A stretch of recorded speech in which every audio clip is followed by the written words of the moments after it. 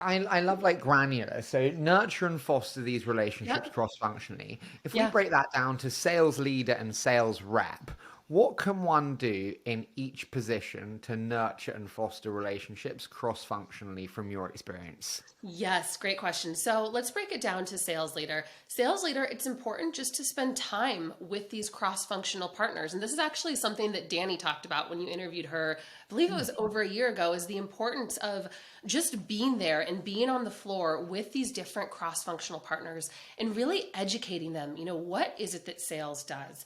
I think it's so common, sadly, that in PLG companies, sales is typically either an afterthought, again, something we'll talk about later, but it's also not necessarily something that gets a ton of investment and people really realize what it is this salesperson can do.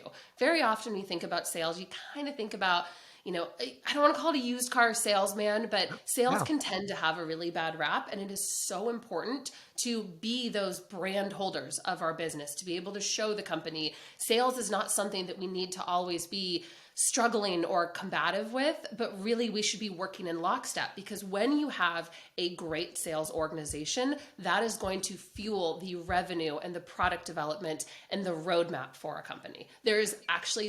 There's very few world-class companies that I can think of that are out there that don't have world-class sales teams. I'm totally with you. I'm trying to think now. I don't know if Calendly does, but they would probably be the first that comes to mind. But I'm totally with you. Okay, so that's for the leader. For the sales rep, say I'm coming in fresh, bushy-eyed and ready to go. Is there anything that I can do to make new relationships cross-functionally? Yep, and it's actually starting from the very beginning. When you start, a lot of times companies will have these random, we actually do, and so did Slack, these random donut meetups where essentially kind of like virtual coffee chats. And you just need to put yourself out there. You need to be in different Slack channels. And if somebody posts a question that maybe you want to know something more about, message them, introduce yourself to them. Also really think about, as a sales rep, how you're showing up. Essentially your business is your brand. Are you coming at legal saying, hey, legal, I need this right now, right away, get this over the line? Or are you approaching it in a way saying, hey, legal, I know you're so slammed. I know things are busy. We're really hoping to close this customer by X date. I was wondering if you would be able to spend some time and potentially prioritize this week. Let me know if you have questions. Thanks so much. I really appreciate you. And if you look at those kind of two different ways of how I approached it, one makes you feel like a partnership. The other makes you sound like a total jerk. I totally agree with you. I always like to be presumptive and say, I really appreciate your, coordination with this ahead of time. Thank you.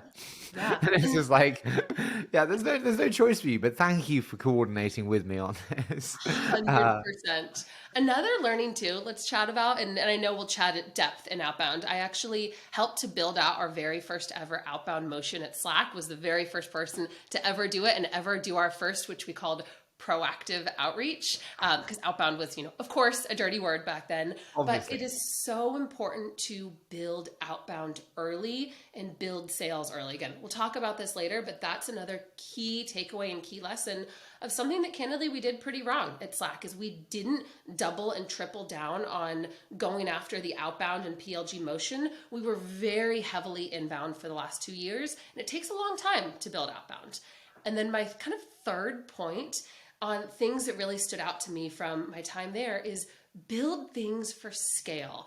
And what I mean by this is don't buy the cheapest tool now because it's meant for an SMB. If you know you're scaling and if you know you're hyper growth, build something for, or buy and build for next year, for the year after, for when you are a sales org of 100 people, because it is so much easier to get it right in the beginning than to try to buy and build for now and then have to rip and replace down the road. So coming into Webflow, one of the very first things that I did was sit down and take a look at our tool stack and really try to understand what do we have now and where do we need to be, not necessarily for next year, but for the next 5 years. These are going to be things like, a little bit of our tech stack is DocuSign CLM, is Salesforce, is, world-class forecasting tools like Clary. And most companies of our size at that point in time when I came in wouldn't need these things, but now we need them and we're at the stage and we've already got them and they're working really freaking well.